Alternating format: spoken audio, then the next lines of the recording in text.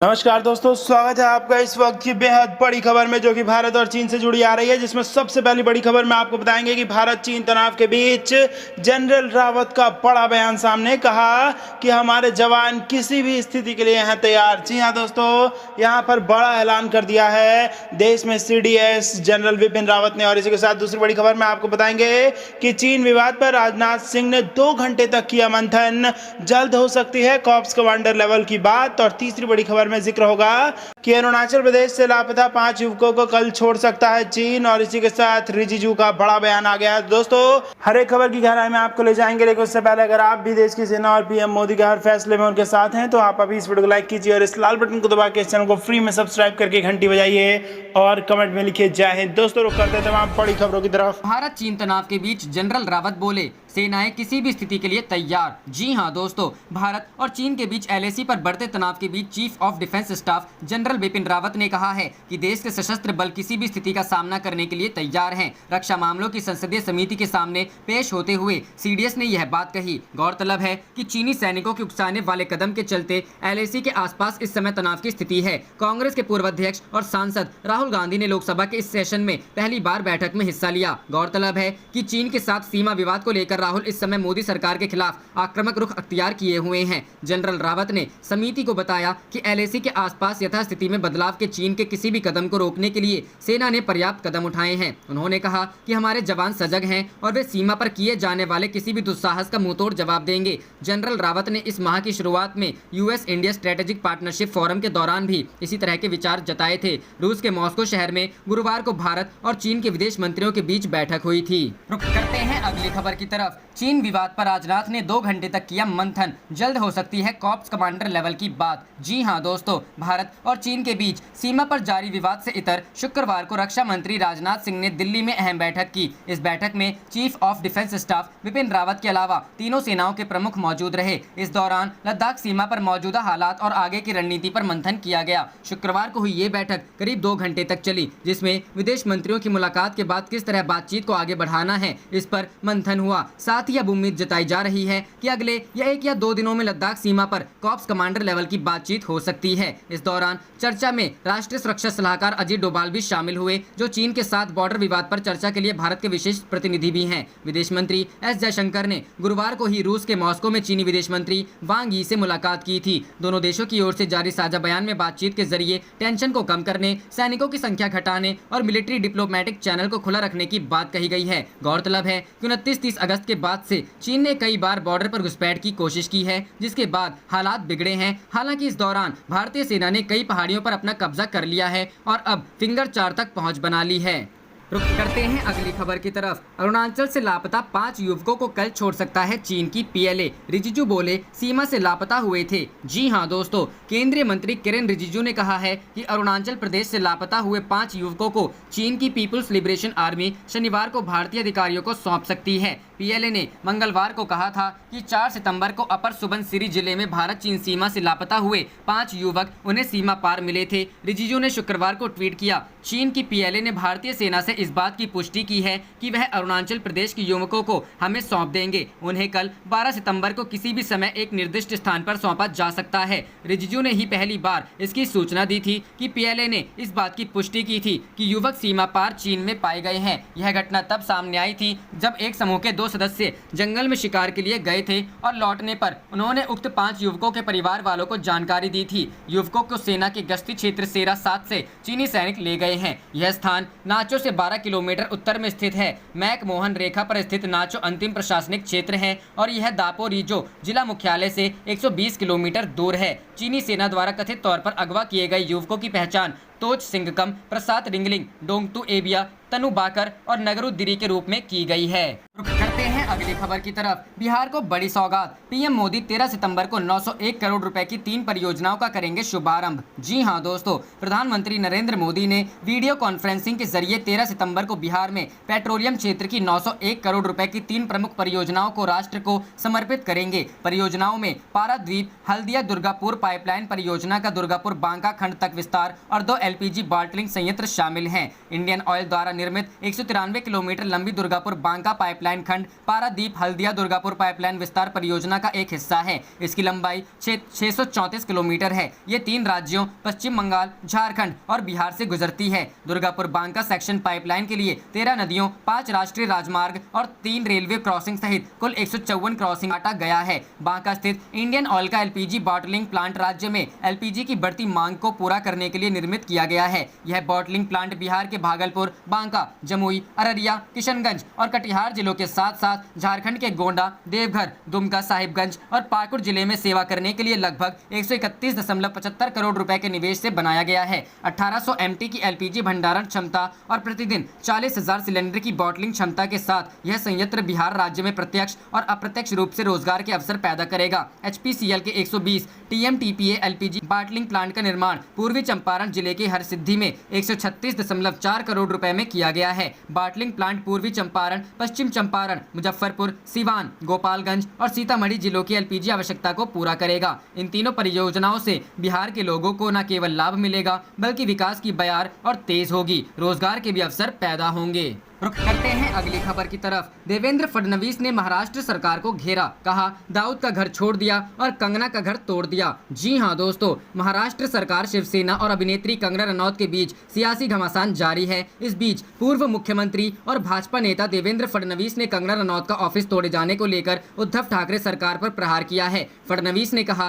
कि दाऊद इब्राहिम का घर नहीं तोड़ा जाता, जबकि कंगना का घर तोड़ दिया जा रहा है। हद से मामले को तूल दिया। इस मामले को लेकर फडणवीस ने कहा कि कंगना रनौत के मामले को आपने, शिवसेना ने हद से ज्यादा तूल दिया। वहीं वह कोई नेता नहीं है। आप दाऊद इब्राहिम का घर तो तोड़ने नहीं गए, लेकिन आपने उसका बंगला तोड़ दिया। महाराष्ट्र सरकार अगर कंगना के बजाय कोरोना से लड़ने में करती तो आज कोरोना वायरस नियंत्रण में होता। वास्तविकता ये है कि महाराष्ट्र सरकार कोरोना से लड़ना नहीं चाहती। इससे कुछ दिन पहले फडणवीस ने बीएमसी द्वारा कंगना का दफ्तर तोड़े जाने पर कहा था कि यह एक तरह से राज्य में सरकार द्वारा प्रायोजित आतंक है। इस बीच केंद्रीय मंत्री रामदास अठावले और रिपब्लिकन पार्टी ऑफ इंडिया के प्रमुख ने शुक्रवार को महाराष्ट्र के राज्यपाल भगत सिंह कोश्यारी से मुलाकात की। अठावले ने कंगना रनौत के दफ्तर पर बीएमसी की कार्रवाई को गलत ठहराते हुए राज्यपाल से मुआवजे की मांग की। इससे पहले अठावले ने कंगना से उनके आवास पर करीब 1 घंटे तक मुलाकात की थी। अठावले ने कंगना को सुरक्षा का वादा करते हुए कहा था कि अगर वह राजनीति में आना चाहती हैं तो भाजपा और आरपीआई उनका स्वागत करेगी।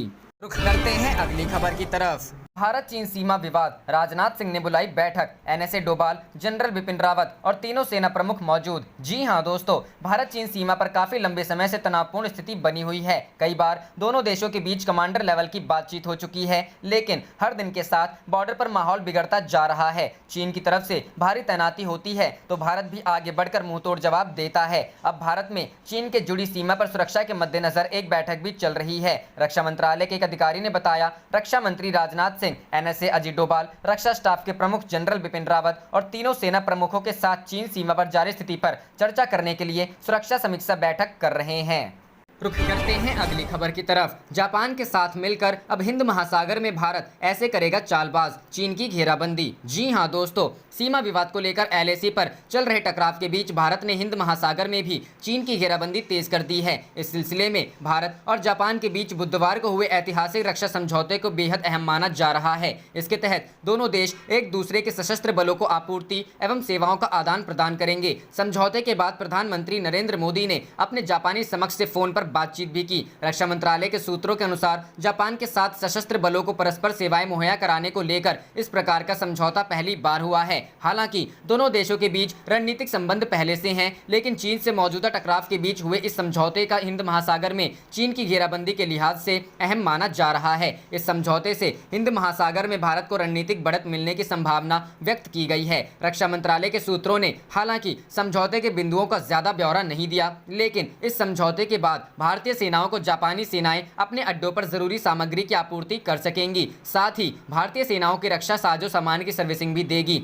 यह सुविधा भारतीय सैन्य अड्डों पर जापानी सेनाओं को भी मिलेंगी। युद्ध की स्थिति में ये सेवाएं बेहद अहम मानी जाती है। इस प्रकार के समझौते भारत ने अमेरिका, ऑस्ट्रेलिया, फ्रांस, ओमान एवं सिंगापुर से भी कर रखे हैं। दोनों देशों के बीच बुधवार को यह समझौता होने के बाद गुरुवार को प्रधानमंत्री नरेंद्र मोदी ने जापान के अपने समक्ष शिंजो आबे से टेलीफोन पर आधे घंटे की बातचीत की तथा रक्षा सहयोग सहयोग को मजबूत बनाने के लिए आभार भी व्यक्त किया। दोनों नेताओं ने उम्मीद जताई कि यह समझौता दोनों देशों के रक्षा सहयोग को और गहराई देगा तथा हिंद महासागर क्षेत्र में शांति और सुरक्षा में भी योगदान करेगा। गौरतलब है कि भारत और चीन के बीच बीते 4 महीने से पूर्वी लद्दाख में सीमा विवाद को लेकर टकराव जारी है। सीमा पर तनाव कम करने और शांति बहाल करने के लिए कई स्तर की वार्ता हो चुकी है, मगर ड्रैगन की सेना अब भी पीछे हटने को तैयार नहीं है। हालांकि इस बीच अच्छी खबर है कि भारत ने भी अपनी तैनाती बढ़ा दी है और पैंगोंग झील के पास ऊंचाई वाले क्षेत्र पर कब्जा कर लिया है। इसके बाद से पीएलए की बौखलाहट देखने को मिल रही है। मोदी ने ट्वीट कर अच्छी सेहत की कामना की। मोदी ने इसके बाद ट्वीट कर कहा, अपने मित्र शिंजो आबे को फोन कर उनकी अच्छी सेहत और उनके खुश रहने की कामना की। रुक करते हैं अगली खबर की तरफ। चीन हमारी सीमा में घुसने की गलती ना करे, ताइवान ने चीन को दी चेतावनी। जी हां दोस्तों, ताइवान ने गुरुवार को चीन को उसके फाइटर जेट्स की उड़ान को लेकर चेतावनी दी। ताइवान से चीन से कहा कि चीन फाइटर जेट्स उसके एयर स्पेस में उड़ान नहीं भरने चाहिए। इस मसले पर ताइवान के उपराष्ट्रपति लाई चिंगटे ने ट्वीट करके चीन को चेताया। उन्होंने लिखा, चीन ने आज गुरुवार फिर ताइवान के एयर डिफेंस आइडेंटिफिकेशन जोन में अपने फाइटर जेट उड़ाए। वो लाइन क्रॉस ना करे, ऐसी कोई भी गलती ना करे। ताइवान शांति चाहता है, लेकिन हम अपने लोगों को बचाएंगे। मालूम हो कि 1 महीने पहले भी चीनी फाइटर जेट्स ने ताइवान की खाड़ी में इंटरनेशनल बॉर्डर को क्रॉस किया था। इस पर ताइवान के रक्षा मंत्रालय ने चीनी सेना के लड़ाकू विमानों को ट्रैक करने की बात कही थी। उन्होंने इन विमानों को खदेड़ने का दावा किया था। ताइवान की ओर से चीन के एयरफोर्स की इस हरकत पर कड़ी आपत्ति जताई गई थी। अमेरिका ने बीते हफ्ते अपना गाइडेड मिसाइल डिस्ट्रॉयर ताइवान की खाड़ी में तैनात किया था। खास बात यह है कि अमेरिका ने पहले इसका ऐलान नहीं किया था,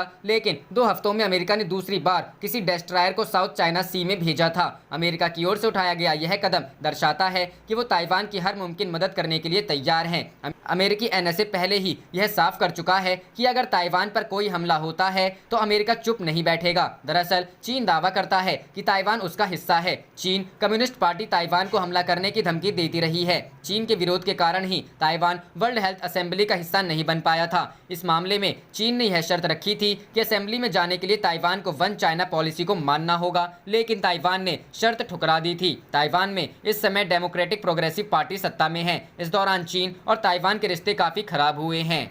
रुक करते हैं अगली खबर की तरफ। कंगना रनौत ने अब सोनिया गांधी पर साधा निशाना, इतिहास करेगा आपकी चुप्पी पर फैसला। जी हां दोस्तों, महाराष्ट्र सरकार पर लगातार हमलावर बनी बॉलीवुड एक्ट्रेस कंगना रनौत ने अब पूरे विवाद में कांग्रेस को लपेटने की कोशिश की है। कंगना ने शुक्रवार को एक साथ लगातार 3 ट्वीट करके कांग्रेस के बहाने शिवसेना पर हमला बोला। वहीं मामले में सोनिया गांधी के दखल का भी आग्रह किया। कंगना ने कहा कि क्या सोनिया गांधी उनके साथ हुए इस बर्ताव पर कुछ नहीं बोलेंगी। कंगना ने एक ट्वीट कर शिवसेना के संस्थापक बाला साहेब ठाकरे को याद करते हुए उनका एक पुराना वीडियो शेयर किया और शिवसेना की हालत पर तंज कसा। उन्होंने लिखा, मेरे पसंदीदा आदर्शों में से एक महान बाला साहेब ठाकरे का सबसे बड़ा डर था कि शिवसेना किसी दिन गठबंधन कर लेगी और कांग्रेस बन जाएगी। मैं जानना चाहती हूं कि आज वो अपनी पार्टी की हालत देखते तो उनकी क्या भावना होती। कंगना के अकाउंट से एक दूसरे ट्वीट में लिखा गया, आदरणीय कांग्रेस अध्यक्ष सोनिया गांधी जी, क्या महाराष्ट्र में आप अपने सरकार की ओर से मेरे साथ किए गए इस बर्ताव से गुस्से में नहीं हैं? क्या आप अपनी सरकार से डॉक्टर अंबेडकर के बनाए संविधान के सिद्धांतों का पालन करने को नहीं कहेंगी?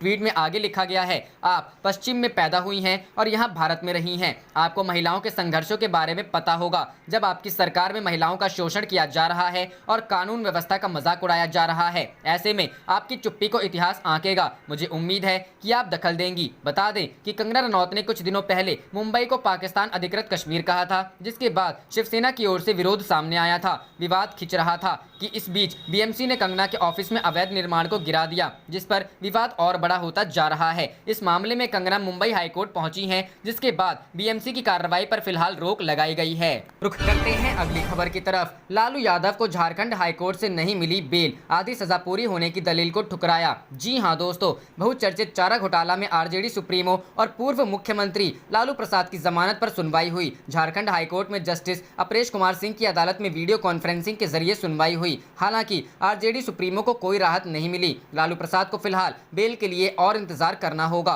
कोर्ट में सीबीआई ने लालू प्रसाद की जमानत याचिका का विरोध किया, जिसके बाद कोर्ट ने लालू प्रसाद के हाफ सेंटेंस पूरा होने की अपील को नहीं माना। इसके लिए 26 दिन कम होने के कारण कोर्ट ने बेल पर अगली सुनवाई के लिए 9 अक्टूबर तारीख मुकर्रर की है। बता दें कि चारा घोटाले के चाईबासा कोषागार मामले में तकरीबन 37 करोड़ की अवैध निकासी के मामले में लालू यादव को 24 जनवरी 2018 को 5 साल की सजा सुनाई गई थी। लालू प्रसाद ने सुप्रीम कोर्ट के आदेश का हवाला देते हुए सजा की आधी अवधि पूरी होने की दलील देकर न्यायालय से इस केस में जमानत देने की अपील की है। न्यायालय के समक्ष लालू यादव की ओर से दायर जमानत याचिका में स्वास्थ्य कारणों का भी हवाला दिया गया है। लालू प्रसाद की जमानत याचिका पर पिछले 28 अगस्त को ही सुनवाई होनी थी, मगर सीबीआई द्वारा समय मांगे जाने के कारण सुनवाई 11 सितंबर तक के लिए टाल दी गई थी। रुख करते हैं अगली खबर की तरफ। लद्दाख गतिरोध में भारत को बढ़त, पैंगोंग की अहम चोटियों पर किया सेना ने कब्जा। जी हां दोस्तों, भारत चीन के बीच पूर्वी लद्दाख की वास्तविक नियंत्रण रेखा पर 4 महीने से भी ज्यादा समय से गतिरोध जारी है। विभिन्न इलाकों में दोनों पक्षों की सेना के बीच कई बार टकराव की स्थिति पैदा हो चुकी है। इस बीच भारत ने पैंगोंग त्सो इलाके में चीन के मुकाबले अहम बढ़त हासिल कर ली है। सूत्रों के अनुसार भारतीय सेना ने पैंगोंग त्सो झील के किनारे फिंगर 4 इलाके की ऊंची चोटियों पर कब्जा कर लिया है। इससे सेना को चीनी जवानों पर नजर बनाए रखने में आसानी होगी। अगस्त महीने के अंत में पैंगोंग त्सो झील के दक्षिणी किनारे के पास ऊंचाइयों पर कब्जा करने के लिए ये ऑपरेशंस किए गए थे। यूं तो भारत और चीन के बीच तनाव मई की शुरुआत से ही जारी है, लेकिन बढ़ोतरी तब हुई थी जब जून के मध्य में दोनों पक्षों के बीच गलवान घाटी में हिंसक टकराव हो गया था। इस टकराव में भारत के 20 जवान शहीद हो गए थे, जबकि चीन के भी कई सैनिकों को जवानों ने मार गिराया था। हालांकि कभी भी चीन ने नहीं बताया कि उसके कितने सैनिक मारे गए। इसके बाद दोनों देशों में कूटनीतिक सैन्य स्तर की बातचीत हुई, जिसमें तनाव को कम करने पर चर्चा की गई। हालांकि अगस्त के अंत में एक बार फिर से चीन ने चुशुल सेक्टर में घुसपैठ की कोशिश की, जिसे भारत ने नाकाम कर दिया था।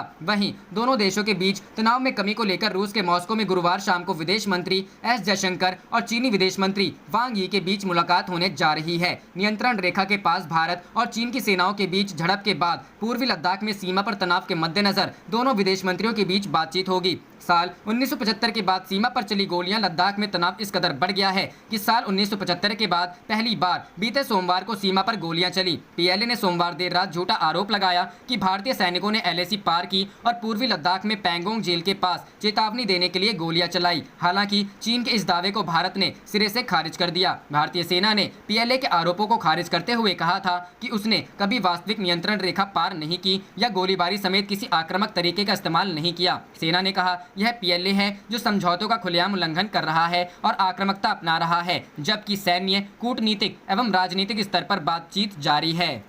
रुख करते हैं अगली खबर की तरफ। अमेरिका चीन रिश्ते और बिगड़े, सुरक्षा का खतरा बताकर 1000 चीनी नागरिकों का वीजा अमेरिका ने किया रद्द। जी हां दोस्तों, चीन से बढ़ते तनाव के बीच अमेरिका ने 1000 से अधिक चीनी नागरिकों के वीजा रद्द कर दिए हैं। इनमें अधिकांश छात्र और शोधकर्ता हैं। अमेरिका का आरोप है कि ये चीनी रिसर्चर्स यहां अध्ययन के नाम पर डेटा चुराने की कोशिशें कर रहे हैं। वे स्टूडेंट्स वीजा का दुरुपयोग करते हुए अनुसंधानों के चोरी का प्रयास कर रहे हैं और इसलिए उनका वीजा रद्द करने का फैसला लिया गया है। अमेरिकी विदेश विभाग की ओर से जारी बयान में कहा गया है कि 1000 से अधिक चीनी नागरिकों के वीजा रद्द करने का फैसला राष्ट्रपति की 29 मई की घोषणा के तहत लिया गया है, ताकि उन्हें अनुसंधान से जुड़ी महत्वपूर्ण जानकारियों को चुराने से रोका जा सके। चीनी छात्रों व रिसर्चर्स पर यह आरोप भी लगाया गया है कि चीन की सेना के साथ उनकी मिलीभगत है। अमेरिका चीन तनाव, यहाँ उल्लेखनीय है कि विगत कुछ समय में चीन के भारत ही नहीं अमेरिका के साथ भी रिश्ते तल्ख हुए हैं। कोरोना वायरस, हांगकांग में लोगों के अधिकारों के दमन, शिनजियांग में उइग मुसलमानों के साथ ज्यादती और तिब्बत में मानवाधिकारों के हनन पर अमेरिका चीन आमने सामने हैं। दक्षिण चीन सागर में चीन के बढ़ते दखल से भी दोनों देशों के रिश्ते असहज हुए हैं। बढ़ते तनाव के बीच जुलाई में अमेरिका ने ह्यूस्टन स्थित चीनी वाणिज्य दूतावास को यह कहते हुए बंद करने का आदेश दिया था कि यह चीनी जासूसी का अड्डा बन गया था। इसके बाद चीन अमेरिका के संबंध और खराब हो गए। चीन ने अमेरिका के इस कदम को एक तरफा, उकसावे वाला और अंतर्राष्ट्रीय कानूनों का उल्लंघन करार देते हुए बाद में वाशिंगटन की चेंगदू स्थित अपना वाणिज्य दूतावास बंद करने का आदेश दिया था।